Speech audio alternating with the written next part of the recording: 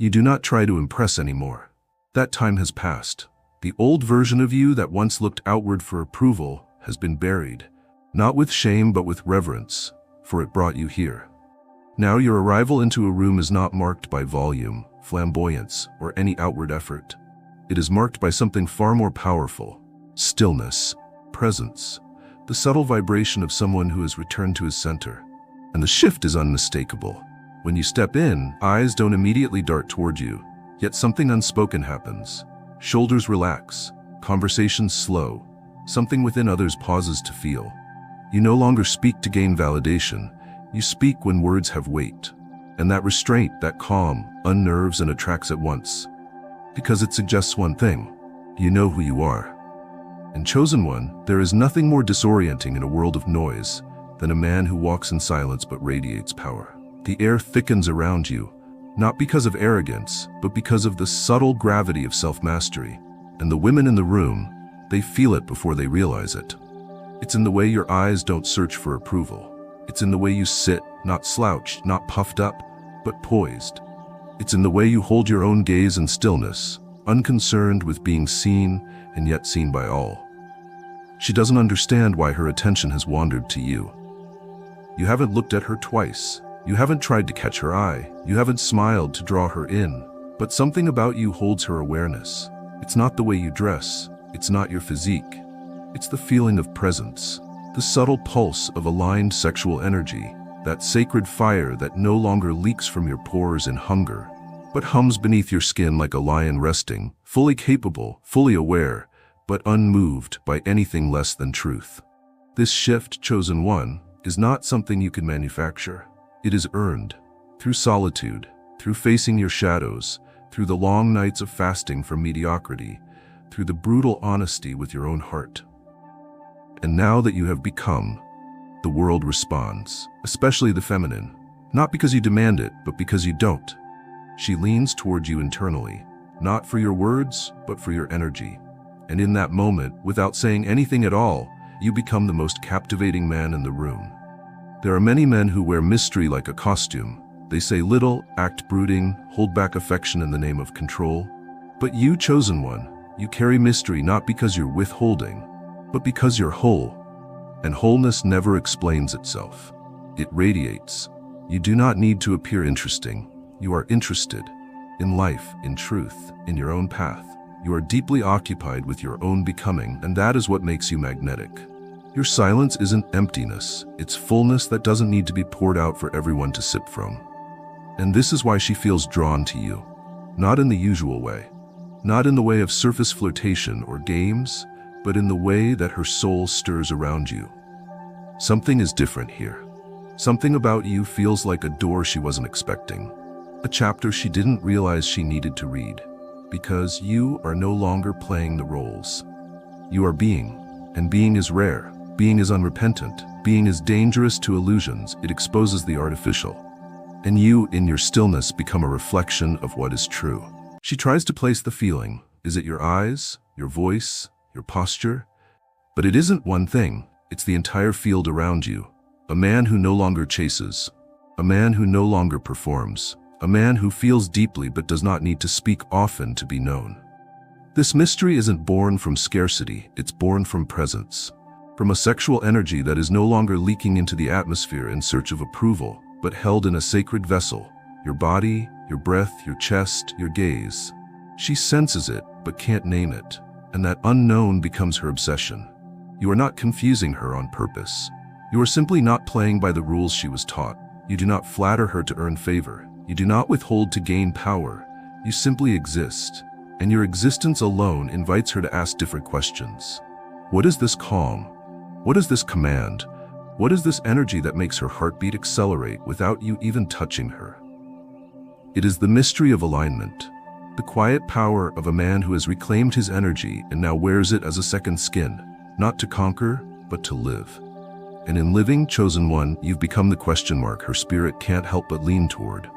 There is a fire within you now, chosen one, but it is not the kind that devours. It is not loud. It does not scream or burn in chaos. This fire is clean. This fire is contained. This fire is sacred. It does not seek. It remembers. It remembers who you are. who you were meant to be before the world tried to scatter you across distractions, false desires, and noise. This flame is not for show, it is for truth. And this truth lives in your chest, steady and sure, warming the space around you without demanding to be seen. When you enter a room now, it is not that you set it ablaze, it is that the room adjusts to your warmth. You do not flirt with every glance. You do not offer energy to everything that moves. You are no longer a leaking flame seeking to be kindled by attention. You are a hearth, a quiet masculine glow that draws, not pulls. She senses it, not just in your body, but in the way you breathe, the way you respond, not react, the way your eyes do not dart around hunting beauty, but rest fully in the moment, as if you are not in a hurry for life to begin, because you already are life. And this confuses her. Not because you are confusing, but because your presence dismantles the blueprint of expectation. She has known loud fires, those who burn for a moment and vanish into ash. She has known the cold, those who freeze in indifference or fear. But you, chosen one, are something else. You are alive, but not chaotic. You are aware, but not anxious. You are warm, but not needy. This paradox makes her body soften and her mind race. She wonders what kind of man can hold such depth without the need to spill it everywhere. She cannot help but return to you with her attention. Not because you seek it, but because you are the one who does not.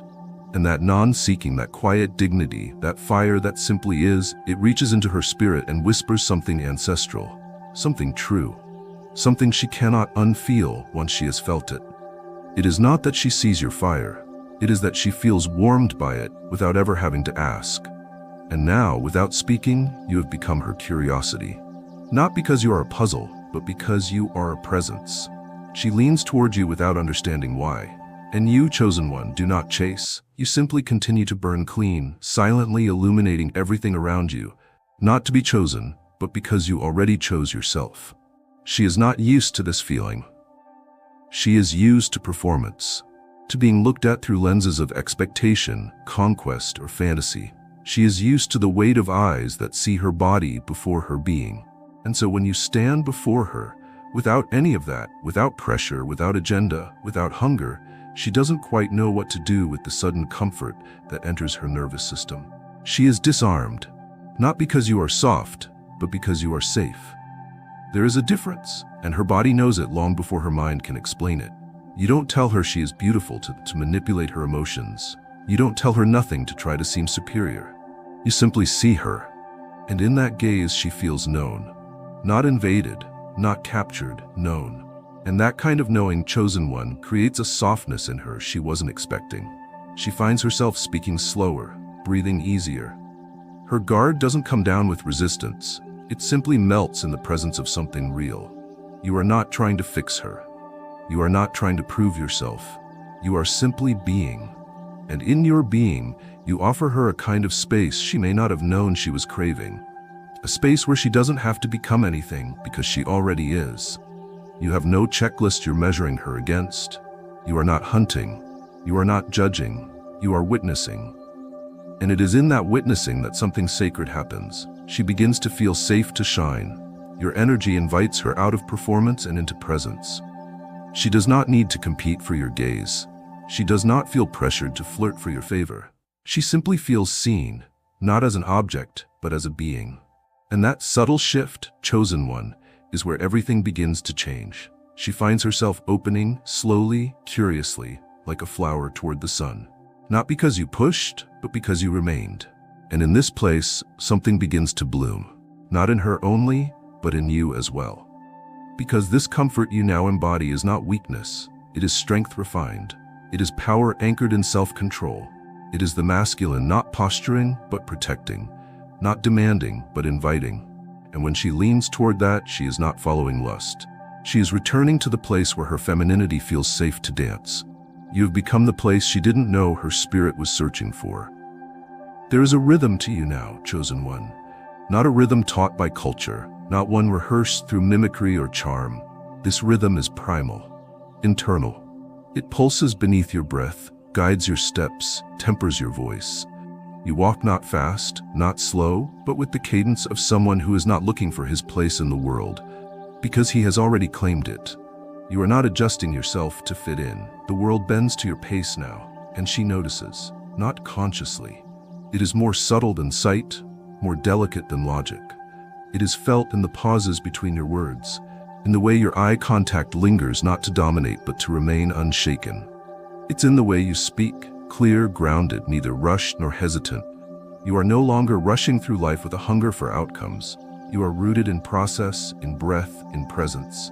And because of that, women around you feel strangely anchored, even in silence. This rhythm, this presence is not for sale. It is not a product of game, gimmick, or technique. It is the fruit of deep, internal realignment. You no longer suppress your sexual energy, nor do you project it like a weapon. You embody it. You carry it like royalty carries blood, knowing that its power lies not in who notices, but in who dares to meet it. She senses the rhythm before she understands the reason. She starts adjusting to you without realizing it. Her voice softens, her movement slows. She becomes more conscious of her words, not out of intimidation, but because she feels the value of the space she now occupies beside you.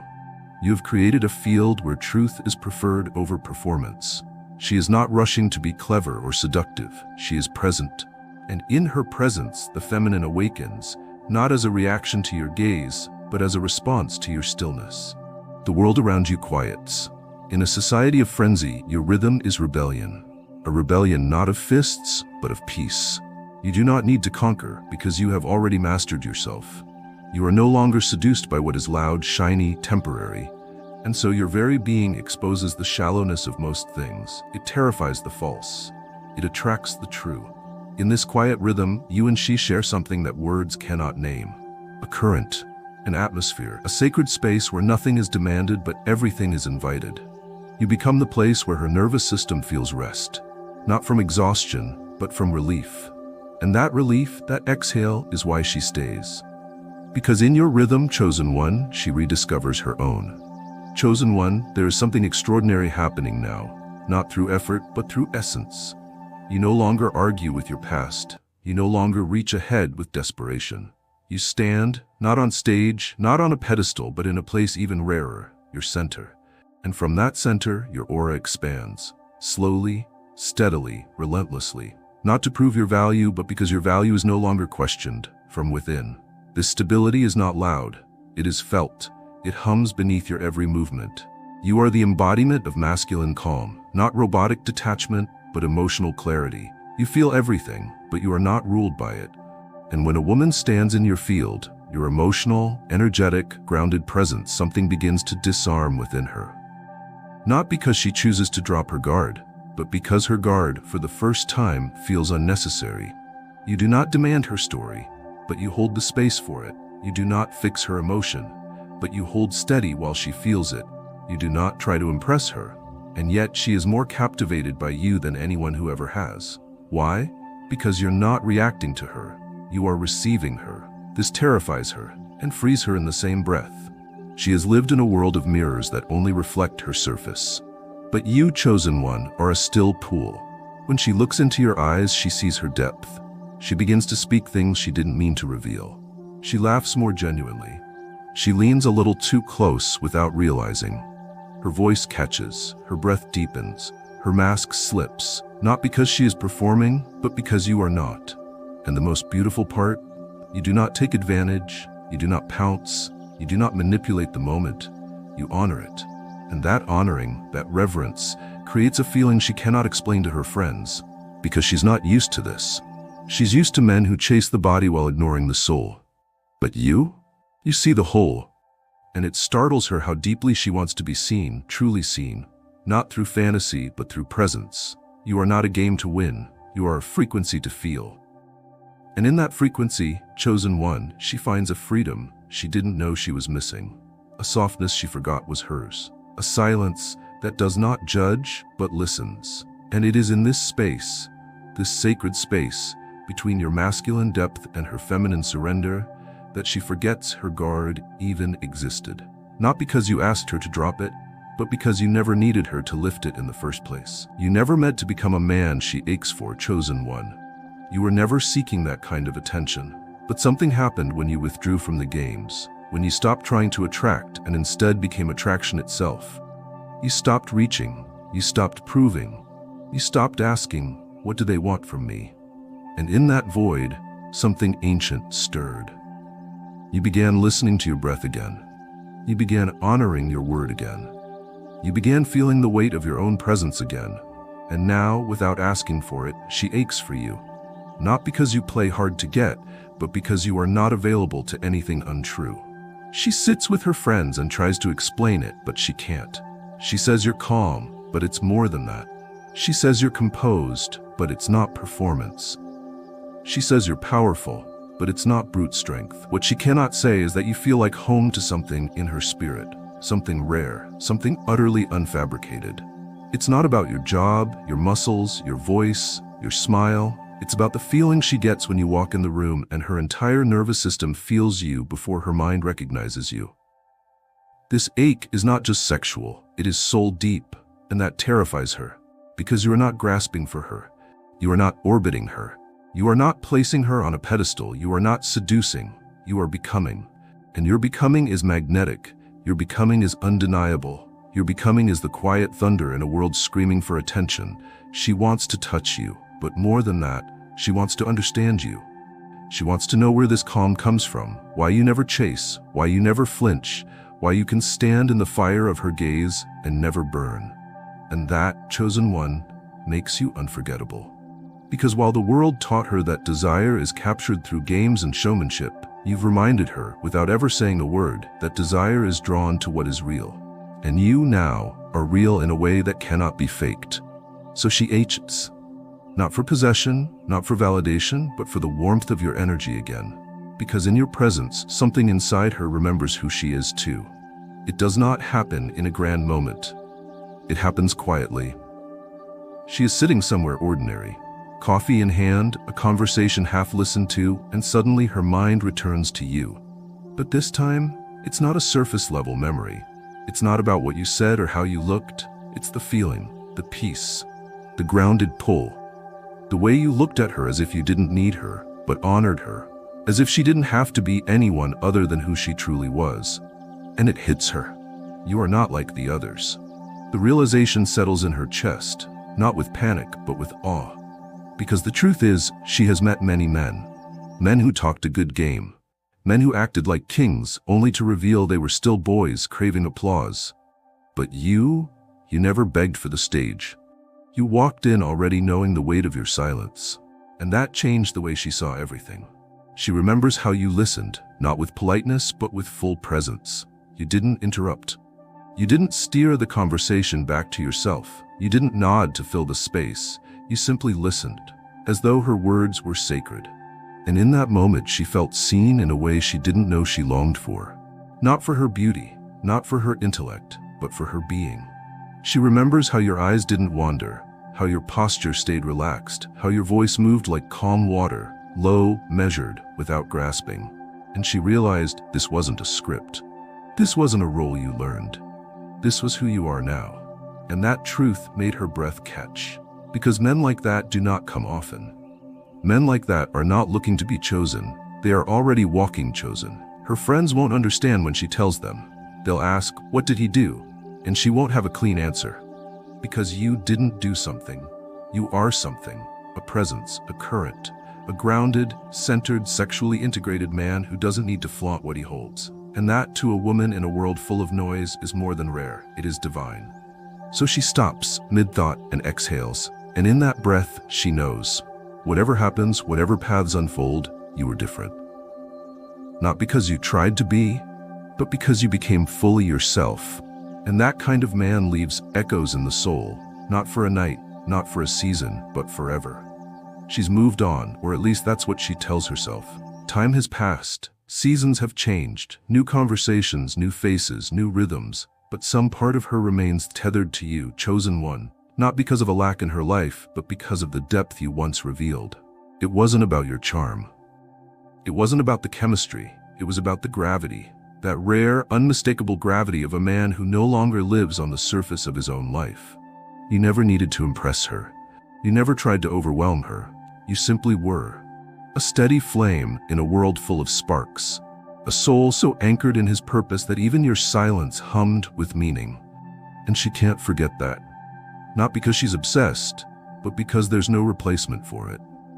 Other men come and go with their words and promises, their flattery and gestures, but none of them carry what you carried. That peace, that slow-burning energy, that undefinable presence. When she's alone, when the world quiets, when her mind wanders into the spaces between distractions, you're there. Not as a memory of a lost lover, but as a presence that redefined her standard. You didn't leave fingerprints. You left resonance. You didn't play a role. You revealed a frequency, and that frequency was different from anything she had known. It asked nothing. It withheld nothing. It simply was. A man who no longer leaks his life force chasing validation, but instead channels it into being present, being still, being aware. And now, she senses that every man who tries to mirror what you had is only mimicking a shadow of something he doesn't fully understand. You have become the reference point, not out of pride, but out of alignment. Because you no longer bend for the world, you bend to truth. And women feel that, deeply, viscerally, even when they can't explain it. And so, without effort, you've become unforgettable. Not by design, but by devotion, to your own evolution, to your quiet, sacred power, to your inner flame that no longer flickers with uncertainty, but burns with holy certainty. She can't let go of that, not because of you, but because of who she became in your presence. It didn't begin with a spotlight, it began with stillness, not with a victory march, but with solitude, with moments you spent in silence, wrestling with the old parts of yourself, the insecure version, the performative version, the needy, scattered, uncertain version. You buried him gently, you honored him as a stage of becoming, but you didn't let him rule you anymore. And in his place, something stronger rose. A man who doesn't seduce, a man who magnetizes. Because you no longer look at women as trophies to earn, but as sacred beings drawn to fire that cannot be put out. And your fire is not rage, it is not bravado, it is not lust, it is clarity. You have become the man who walks with knowing, not arrogance, who leads with gravity, not manipulation. And that chosen one has made you mythic in the eyes of many. Some women watch you from afar and wonder if you're real. Some try to touch your energy, to pull it toward their orbit, but find it impossible to control. Others simply stand still in your presence, unsure why they feel safer and more alive at the same time. But the truth is, they are not reacting to you. They are responding to what you've become. You have become a mirror of what wholeness looks like, of what sacred masculine energy feels like, of what it means to be a man not in competition, but in communion, with himself, with God, with the moment. And so your story ends without an ending. Because men like you don't end, they echo. You've become the legend that cannot be explained, only felt, not for fame, not for conquest, but for the truth you now carry in your body, your breath, your gaze. She looks at you not as an answer to her loneliness, but as a reminder that something real still exists in the world. Something grounded, something rare, something divine. And that chosen one is the deepest form of seduction there is. Not in what you say, but in who you are when you say nothing at all. Chosen one, as you entered a season where your charm had become a living legend among women, you began to witness the deeper meaning and ripple of your presence on the lives of those around you. No longer was your energy merely the subject of casual conversation or curious glances. It had matured into a kind of quiet authority, a gravitational field that shaped the emotional weather wherever you walked. Women who crossed your path spoke of you with a mixture of affection, admiration, and gratitude. Some found in your company a feeling of sanctuary, a rare peace that let them breathe deeper and dream larger. Others saw you as a catalyst, the spark that set new adventures in motion or helped them find their voice after years of self-doubt. What made your charm unforgettable was the way you met each woman as if she were the only person in the world. You carried yourself with the confidence of a man who did not need to compete or posture, but who offered the gift of genuine attention, curiosity, and respect. You could move through a crowded room and leave a trail of lifted spirits in your wake, not by demanding the spotlight, but by the subtle, unhurried radiance of your presence. When you laughed, it invited others to join you. When you listened, you made every word precious. You spoke the truth even when it was difficult, and in doing so, You earned a reputation for trustworthiness that women came to rely on. They brought you their struggles and their triumphs, seeking your wisdom, your humor, or simply the comfort of your understanding silence. In intimate moments, your sexual energy was no longer just a source of attraction. It was a bridge that made vulnerability safe, that turned physical affection into an experience of healing and affirmation. Women told you they felt more beautiful, more desirable, more whole in your embrace, not because you offered flattery or performance, but because you met them with the fullness of your presence. You honored every boundary, celebrated every no as much as every yes, and delighted in the dance of discovery that unfolded when two people trusted each other enough to let go of fear. You had become, chosen one, a partner in exploration rather than conquest, and this made every connection deeper, more meaningful, and more memorable. Your influence extended far beyond romance. You became a mentor and a brother, a friend and a confidant, a presence that women recommended to their sisters, their daughters, their friends. In your orbit, women felt safer with each other, more inclined to support than to compete, more willing to take risks and pursue the dreams that truly mattered. You found yourself at the heart of a living network of encouragement, compassion, and joy. A testament to the power of honest, magnetic energy lived out in daily acts of kindness. There were times, too, when your charm brought challenges, moments when the intensity of others' desire or expectation threatened to pull you off center, when misunderstandings required grace and courage to resolve. In those times, you remembered who you had become, the values that shaped your presence, the lessons learned from every stumble and heartbreak. You chose transparency over charm when necessary, set boundaries with respect, and always returned to the core truth. That real charisma is not a mask, but the light that shines through a man who has made peace with himself. Each challenge only deepened your integrity, reminding you that your greatest power was not in being wanted, but in being trustworthy. As the seasons turned and you reflected on your journey, chosen one, you saw that the legacy of your charm was far greater than you could have imagined at the beginning. Women remembered you not just for the joy of your company, the thrill of your gaze, or the way your laughter made the world feel lighter, but for how you made them feel about themselves. You left behind a trail of women who had discovered something new in your presence. The permission to be fully themselves, the courage to pursue what they desired, the confidence to say yes or no with equal freedom. You realized that your charm had become a kind of quiet revolution. Women who had felt invisible found themselves seen. Women who had been hurt or shamed found comfort and affirmation. Women who had doubted their beauty or worth found themselves blooming in your gentle light. The ripple of your energy extended outward, shaping not just individual lives, but the wider culture of connection, intimacy, and respect in every space you entered. You became a standard by which others measured kindness, courage, and the capacity to hold space for growth and play. Your own life, too, was transformed by the charm you carried. You found yourself surrounded by a community of genuine friendship, laughter, and love, built not on conquest or admiration, but on the steady foundation of real presence and mutual care. You experienced deeper, truer relationships, not just with women, but with all who valued the energy you brought. The gifts of attention, patience, and authenticity you had cultivated became blessings that returned to you tenfold. Every day, you woke with gratitude for the chance to offer your light, to be met by the light of others, to continue growing into the fullness of your being. In rare, quiet moments alone, you reflected on how far you had come. You remembered the boy who thought charm was a trick, the young man who longed for attention and worried he would never be enough. You gave thanks for every lesson, every heartbreak, every awkward stumble that led you to this place of grounded, playful, joyful power. And you smiled, knowing that your charm would continue to grow, not as a mask, but as a legacy, a way of moving through the world that would inspire women long after you left the room.